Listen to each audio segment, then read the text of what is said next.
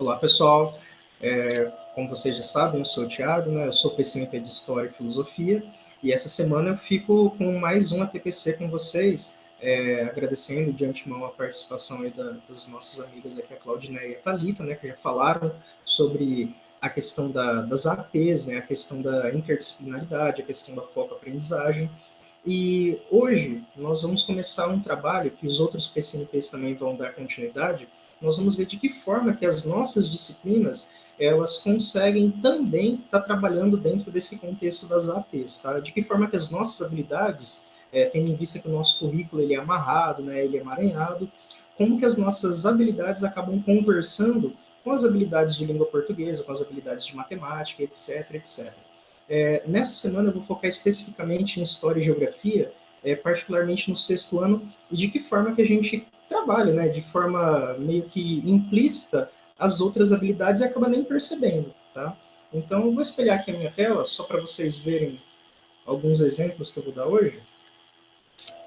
Vamos para a seguinte parte. Ó. Quando a gente fala de trabalhar interdisciplinaridade, né, nós estamos falando de algo que vai conversar entre todas as disciplinas que nós trabalhamos dentro do contexto de uma escola, seja português, matemática, geografia, história, ciências, né, e aí vai, todas as disciplinas. Então, nesse sentido, eu coloquei aqui 3 habilidades que foram trabalhadas na AP do sexto ano de língua portuguesa, tá? Eu vou focar elas basicamente com vocês aqui, que são referentes ao exercício 9, o 10 e o 11, tá? Então, qual que é a primeira? Inferir informação implícita em um texto. Identificar marcas de variação linguística em um texto. E a terceira, identificar os elementos constitutivos da organização de um texto. Então, são essas 3 habilidades aqui que eu vou focar com vocês dentro das questões, tá bom? Então, claramente, dentro da questão 9, nós tínhamos lá um texto, que era: o Brasil se inspira no Uruguai para adotar políticas para idosos. Tá? Então, percebam que aqui a gente está trabalhando com 2 países, Brasil e Uruguai. Adotar políticas para idosos. Percebam que esse é um texto que a gente consegue trabalhar ele em várias outras disciplinas. Tá? Então, esse texto ele era necessário para que os alunos respondessem as questões 9, 10 e 11. Tá bom? Então, vamos para a pergunta 9. Não é o foco nosso aqui fazer a leitura do texto, né? Ele vai ficar disponível aqui para vocês dentro do PowerPoint, até mesmo dentro da escola. Vocês também conseguem ter acesso a ele com os vossos coordenadores, tá? Então, vamos diretamente para a pergunta. Então, a habilidade que foi verificada aqui, como a gente já falou, é a inferir informação implícita em um texto, que é a habilidade número 4, e ela é uma habilidade de percurso, tá? Então, vocês vão falar, Thiago, mas o que é uma habilidade de percurso? Então, a definição dela tá aqui, ó, são habilidades anteriores que devem ser desenvolvidas ou consolidadas para o melhor desenvolvimento da aprendizagem. Então, eu vejo que muito professor ainda tem dúvida, Thiago, mas o que é uma habilidade de percurso, habilidade essencial, e etc, etc. Aqui, a definição bem simples. Essa é a habilidade anterior que o aluno tem que ter para desenvolver as outras habilidades, para desenvolver as outras temáticas que virão nos próximos bimestres, nas próximas atividades. Tá bom? Então, qual que era a pergunta? Quanto aos direitos dos idosos no texto, as deputadas pretendem... Então, claramente aqui vocês têm já em negrito, né, a alternativa A seria a alternativa correta. Elas pretendiam avaliar alguns pontos da política uruguaia para debatê-las no Brasil. Então, dentro da grade de correção, nós temos aqui, né, que há 2 trechos dentro do texto que permitem que os alunos consigam entender essa informação implícita, tá bom? Vamos para a segunda pergunta, né? A segunda pergunta ela já versa sobre essa habilidade aqui, ó, identificar marcas de variação linguística em um texto. E, ao mesmo tempo, ela também é uma habilidade que está descrita no currículo paulista. Ó, reconhecer em textos de diferentes gêneros as variedades da língua falada, o conceito de norma padrão e de preconceito linguístico. Tá bom? Dentro da pergunta, no trecho muitas coisas dá para aproveitar, o termo em destaque representa uma norma padrão? Não. Uma variação regional? Também não. Uma marca de oralidade. Tá? Então, seria a alternativa correta. É um dialeto antigo? Não. Então, percebemos aqui que dentro da grade de correção, o uso comum da fala, né? A gente normalmente fala, dá para fazer isso para mim, dá para fazer isso para outro, né? Então, a marca de oralidade que nós usualmente temos no nosso dia a dia. Já na pergunta 11, né, então, vão ser trabalhadas aqui 3 habilidades do currículo paulista e, naturalmente, a habilidade selecionada para avaliação foi aquela que nós já mencionamos anteriormente, né, identificar elementos constitutivos da organização de um texto. Tá? A pergunta era a seguinte: uma das características do texto jornalístico é utilizar, claramente a gente tem aqui um título chamativo, né? E nós da área da história, eu vou falar agora um pouquinho da minha disciplina de formação, que é a história, né? Nós trabalhamos eventualmente com jornal, né? Claro que as outras disciplinas também trabalham, né? Tanto língua portuguesa, tanto geografia e tudo mais, com a questão da análise de gráficos, de mapas, mas percebam que, ó, é trabalhado aqui uma função dentro de um texto jornalístico, algo que é considerado para nós também uma fonte histórica, que a gente também utiliza dentro das nossas aulas, tá bom? Então, dentro desse contexto, eu vou começar a mencionar aqui o quê? Como que essas habilidades, elas começam a conversar dentro das nossas disciplinas, tá? Então, vou focar aqui basicamente no 6º ano, e o tema que foi falado dentro desse simples texto aqui que foi mencionado, tá bom? Lembrando, pessoal, que a gente já faz isso mesmo que de forma implícita e acaba nem percebendo. Quando a gente faz a análise de um texto, quando a gente faz a análise de um mapa, quando a gente faz a análise de inúmeras outras fontes historiográficas, nós também estamos inferindo uma informação implícita dentro de um texto, nós também estamos trabalhando as variações linguísticas, tá? Percebam que quando nós vamos fazer a leitura de um texto histórico, nem sempre ele está escrito da mesma forma que nós trabalhamos no dia a dia. Nem sempre ele está escrito de uma forma que nós normalmente conversamos. Tá? Então, vamos para lá. Uma habilidade que a gente pode selecionar aqui para a história, que conversa com AP, que conversa com língua portuguesa. Ó. Identificar a importância das fontes históricas para a produção do saber histórico. Isso no primeiro bimestre. Ó. Quando a gente trabalha, foi o que eu mencionei para vocês, quando a gente trabalha com fontes históricas, a gente está trabalhando aquelas habilidades também. Vamos pensar que agora no 2º bimestre, eu selecionei algumas. Ó. Então, 3 habilidades. Reconhecer a importância da tradição oral, da cultura material e escrita para a transmissão da memória e do conhecimento das diferentes sociedades antigas. Aqui, quando a gente trabalha os povos pré-colombianos, né, os povos pré-cabralinos, os próprios povos egípcios, né, e tudo mais, nós também trabalhamos com essa noção e conseguimos vincular isso com N situações que também são trabalhadas em língua portuguesa. Tá bom? A segunda habilidade aqui que eu selecionei, a habilidade 8A, identificar a partir de mapas os espaços territoriais ocupados pelos astecas, maias, incas e povos indígenas do Brasil. Essa daqui vocês percebam que ela não conversa somente com língua portuguesa, mas ela conversa também com geografia. E vamos pensar aqui que se eu tiver que analisar a escala, se eu tiver que analisar o tipo de mapa e etc, se eu tiver que fazer alguma menção, isso também vai conversar com matemática, tá? Então percebam que o currículo, ele trabalha de forma emaranhada, de forma totalmente amarrada. Ao mesmo tempo que eu trabalho a minha habilidade, eu também consigo estar trabalhando a do outro, mesmo sem perceber. Não é parar o meu trabalho e trabalhar a língua portuguesa. É trabalhar de forma conjunta, tá? Vamos pegar aqui a última, né, a 8B. Identificar a partir de documentos visuais e escritos as principais características das sociedades indígenas da América, em especial seus aportes tecnológicos, culturais e sociais. Percebam que isso daqui é uma continuidade da habilidade acima mencionada, né, a 8A. Então, da mesma forma que eu mencionei, a gente consegue também estar trabalhando a interdisciplinaridade dentro da disciplina de História. Tá?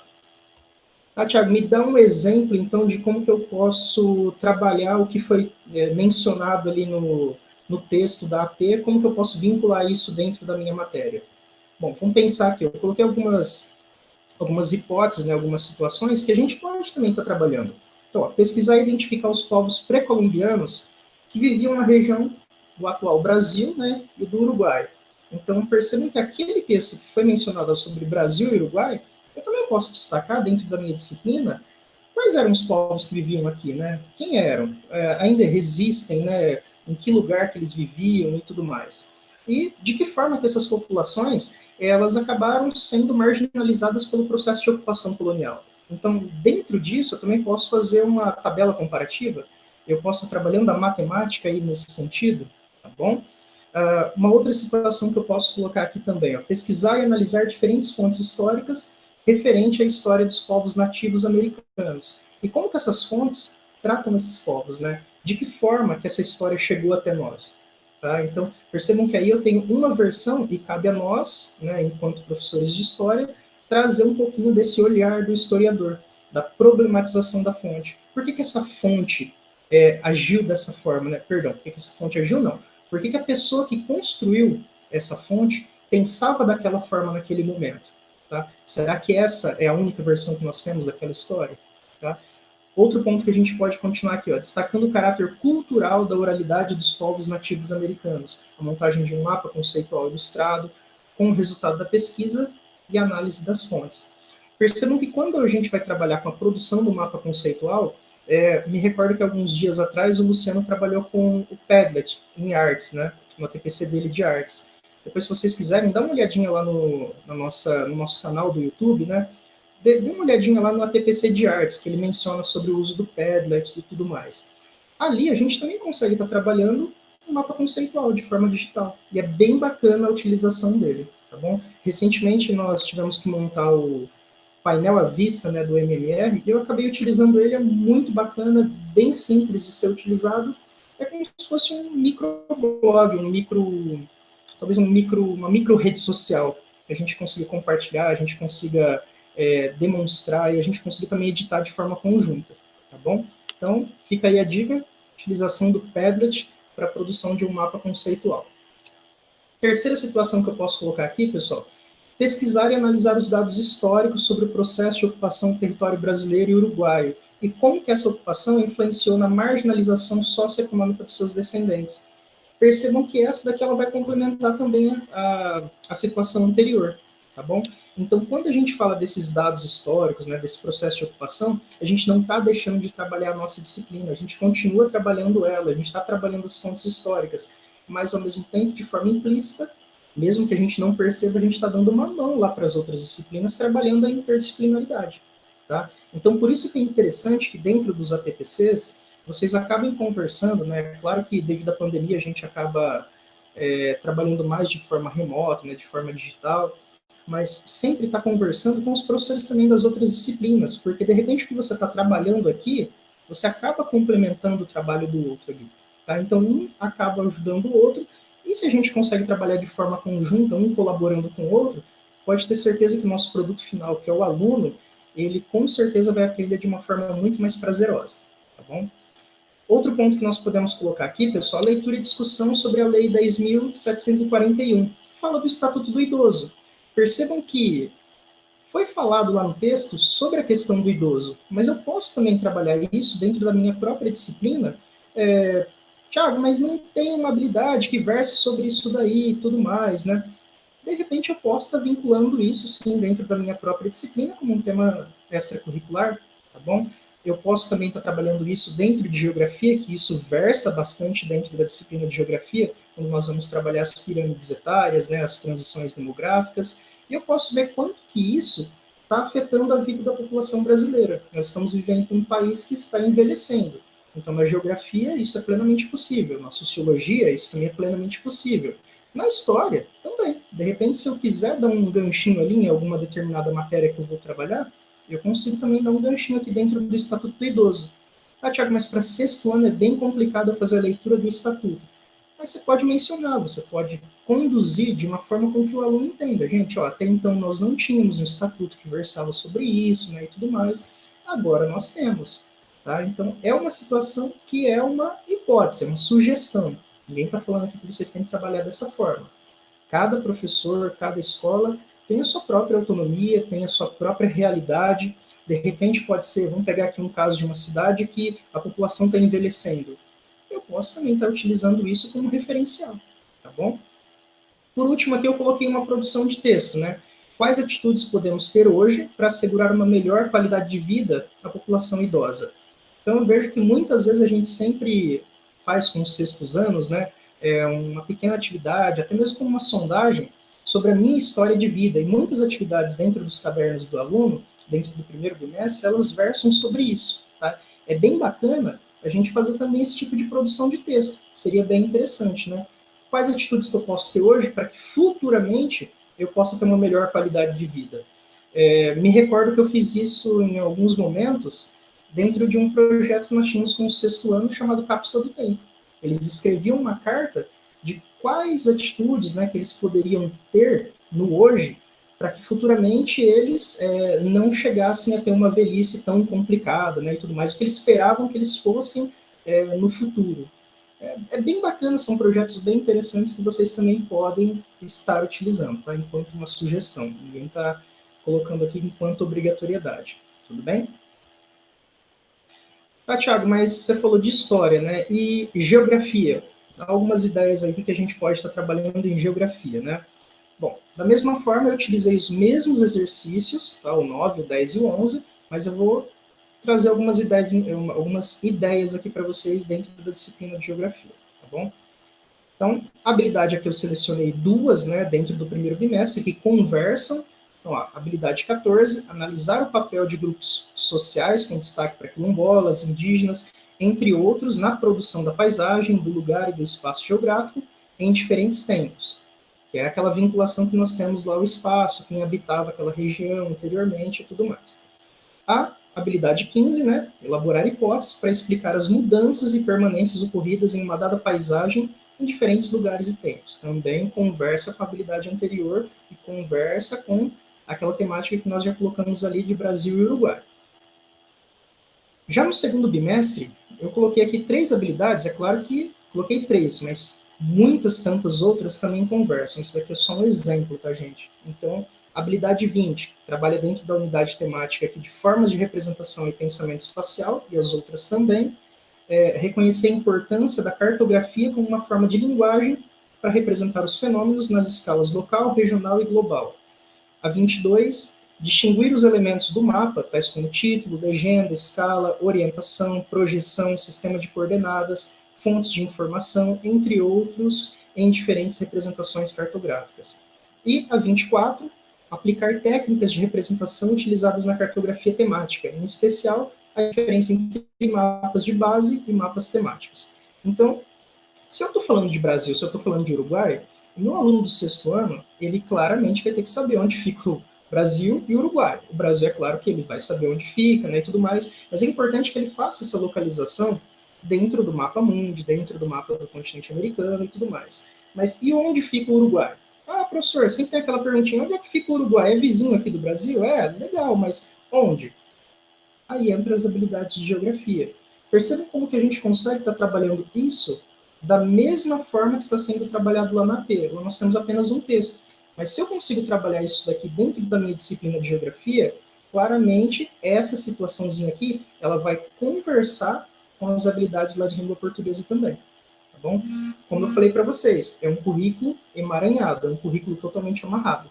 Tá? Então vamos para algumas situações aqui que eu coloquei enquanto sugestão de atividade. Como eu tinha mencionado, ó, uma análise comparativa do espaço geográfico sul-americano.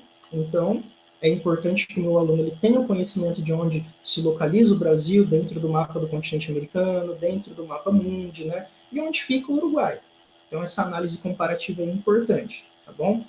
Elaboração de mapas temáticos e elaboração de comentários com a conclusão do que foi aprendido com a confecção e análise do mapa. Tá, Thiago? É importante que o meu aluno ainda produza mapa, né? Tire lá o mapa. Pessoal, eu sempre tiro uma ideia de que quando eu estudava, né, quando eu era mais jovem, a gente sempre tinha essa situação de produção de mapa. Eu achava muito bacana, mas ela não pode se tornar uma rotina. O aluno tem que tirar o mapa lá do livro didático e tal, reproduzi-lo e pintá-lo. É bacana, é muito legal, mas ela não pode se tornar uma rotina. Nós já temos o mapa muitas vezes produzido, cabe a nós fazer o quê? A interpretação daquilo. Tá? Então, é importante que o aluno saiba como produzir, saiba como confeccionar, saiba fazer a leitura do mapa, mas isso não pode se tornar uma rotina dentro da linguagem cartográfica da geografia. Tá? É importante a gente sempre destacar isso. Nós temos várias atividades dentro do caderno do aluno que pedem para que o aluno compare, para que ele pinte, né, o mapa em diferentes situações.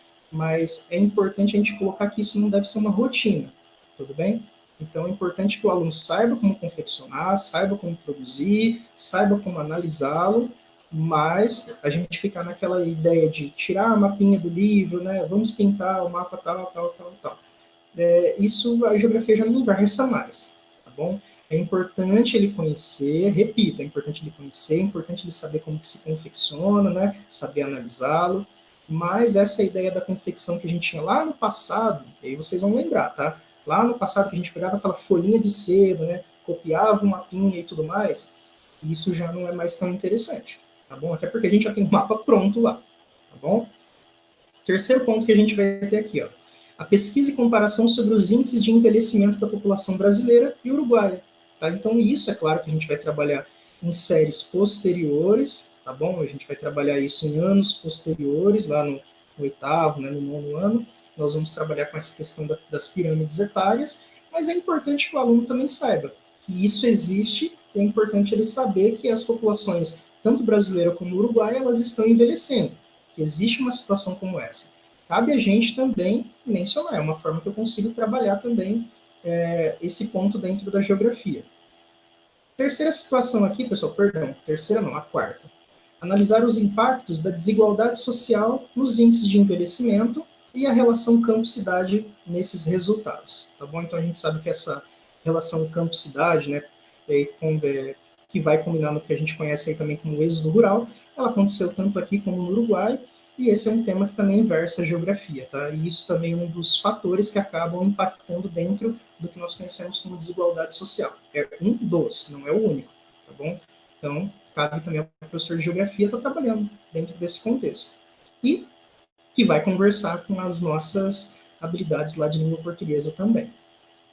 Como mencionei lá em História, pessoal, a leitura e discussão, né, do Estatuto do Idoso, também conversa com essa situação que nós colocamos aqui no terceiro tópico, né, a pesquisa e comparação sobre os índices de envelhecimento.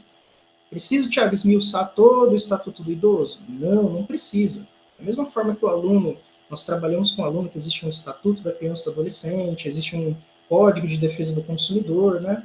É importante que ele saiba também que existe um Estatuto do Idoso, tá bom? E, por último, a gente pode colocar aqui a produção de texto, ou mesmo um lapbook, sintetizando todas as análises e propondo ações, perdão, tem um S ali, ó, depois eu corrijo, né, que melhorem a qualidade de vida da população. Tá, Thiago, mas dá um exemplo aí do que seria um lapbook, né? Bom, pessoal, o lapbook o aluno ele pode produzir tanto no caderno dele, como numa folha avulsa, pode produzir também dentro do que a gente mencionou lá do Padlet, que é um recurso digital, e aí ele vai sintetizar o quê? Ele pode colocar as frases que ele acha que vai trabalhar não, que vão versar sobre aquilo que ele pesquisou, imagens, né, e outros recortes tantos aí possíveis, tá? Dentro da internet, isso é mais fácil de ser feito. A gente sabe que os nossos alunos aí, eles têm uma facilidade muito grande em copiar uma imagem X ou Y, né, e depois agregá-la dentro de um outro espaço, dentro de uma outra rede social. O Padlet dá para fazer isso. E no Word também. Então, se de repente a gente está trabalhando aí de forma remota com o nosso aluno, ó, eu quero que vocês coloquem no Word várias informações sobre o que nós colocamos aqui. Sintetizem tudo que nós falamos. É um lapbook, tá bom? Eu quero que vocês produzam um texto sobre X, X e Y. Produção de texto. Então, cabe ao professor trabalhar da forma que ele achar melhor em relação a isso, tá? Lembrando que isso daqui são exemplos de atividades. É uma sugestão, tá, pessoal? Então, vendo como que isso chega para nós dentro da AP, eu posso estar trabalhando isso dentro da geografia, tá bom? Outro ponto aqui, pessoal, as meninas mencionaram lá em relação à plataforma Foco Aprendizagem, né, tanto a Thalita como a Claudineia, é importante a gente perceber que até mesmo dentro da plataforma Foco Aprendizagem, nós temos os recursos materiais, que vocês podem clicar nessa abinha aqui, ó, da qual está sendo indicada com a seta, e lá ela vai redirecionar vocês para essa situação aqui, ó, que vai levar as matrizes de referência, que vai levar a matriz de avaliação processual, e os protocolos de acompanhamento, bem como a plataforma Currículo Mais. Tá? Então, lá dentro, principalmente aqui da plataforma Currículo Mais, vocês têm inúmeros recursos que vocês podem estar utilizando também. Tá? E todos eles aí passam por uma comissão de outros professores, né, que acabam priorizando, né, por ordem de habilidade. Então, X habilidade, então eu vou procurar lá em geografia. Ele está priorizando X, X e X recurso tecnológico, ou um recurso que pode estar dentro de um outro site, né, dentro de um vídeo, dentro do YouTube. Então, é importante vocês darem sempre uma olhadinha lá na Currículo Mais. Eu vejo que muitos professores têm perguntado, mas como que eu trabalho de tal forma, X ou Y, né? Dentro da plataforma Currículo Mais, vocês também conseguem ter acesso a inúmeras possibilidades de trabalho lá, seja com infográfico, seja com vídeo, seja com texto, seja com PowerPoint, lá tem bastante coisa também, tá? Então, nessa plataforma vocês vão conseguir bastante coisa, tá bom, pessoal? Bom, pessoal, para finalizar, eu deixo aqui alguns avisos, né, para vocês, sempre no finalzinho, só ressaltando que os links referentes aí aos documentos que nós mencionamos, eles estão normalmente abaixo, tá? Então, na hora que você clica na imagem, ou na hora que você clica naquela mensagenzinha de texto que está azul, né, sublinhado, provavelmente isso já vai te redirecionar ao site do qual nós indicamos. Destacando também que na diretoria de ensino nós estamos aí atendendo com um regime de plantão de dúvidas, né, tanto no nosso celular particular, como no telefone lá vinculado à nossa mesa, tá bom? Então, não se privem, podem entrar em contato também lá via WhatsApp, sem problema nenhum, tá bom? Lembrando, já falando de WhatsApp, que nós temos aí o grupo de Ciências Humanas, né, vinculado aí ao núcleo pedagógico, tá aqui o link de acesso, ele é facultativo, eu sei que muitos de vocês aí estão em vários grupos, né, devido à situação remota, então fica aqui o convite, tá? Ele não é obrigatório. Quem quiser acessá-lo, fique à vontade aqui pelo link, tá bom? Com relação também ao núcleo pedagógico, eu gostaria de destacar aqui o blog que nós temos lá, né? Sei que muitos de vocês já têm acessado. Então, toda a quantidade de materiais que a gente menciona aqui, né, os ATPCs, os slides, os vídeos, eles estão lá nas abas laterais, além das postagens que a gente também deixa lá no formato central do blog, como vocês já conhecem, tá? Então, fica aqui o convite e o endereço do blog. Bom, pessoal, então esse é o nosso ATPC de hoje, gostaria de agradecer, muito obrigado aí pela participação de todos vocês. Não vão embora, porque ainda nós temos duas atividades aqui que eu vou fazer, tá? Então, uma, eu vou utilizar aqui uma boa prática da professora Bianca, lá da Escola Orlando Guirado Braga, e no outro momento eu vou também utilizar um ex-aluno lá de Pauliceia também, o Vitor Hugo, né? Eu acredito que alguns de vocês devem conhecê-lo. E nós vamos falar de uma outra situação que menciona algumas fontes históricas que a gente pode utilizar também em sala de aula. Então, o Vitor Hugo vai entrar nessa situação e a professora Bianca vai entrar numa situação de boa prática que ela tem realizado lá com os alunos dela, tá bom? Então, espero e conto aí com a presença de vocês.